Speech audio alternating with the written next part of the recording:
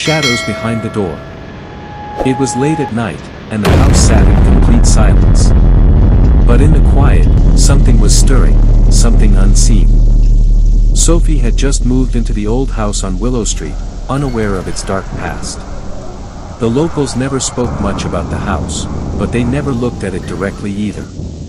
The first night, Sophie heard it, the whispers. At first, she thought it was the wind, or maybe her imagination.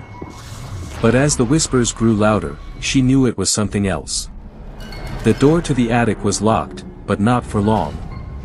She felt the urge to open it, an urge that was impossible to ignore.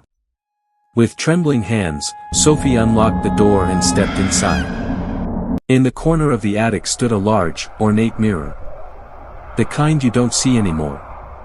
It was covered with dust, and something else. Something that didn't belong. When Sophie uncovered the mirror, she saw herself, but her reflection was smiling back at her, grinning, even. Her own face was locked in terror, but the reflection, it was enjoying this. The whispers turned into screams, screams that echoed from the mirror.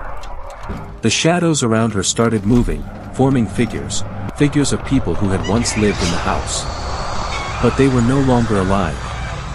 Sophie ran for the door, but it slammed shut behind her. The shadows Sir Willow Street rounded her, and the whispers were now screaming. She felt them, cold hands brushing her skin. She was trapped. And then, silence.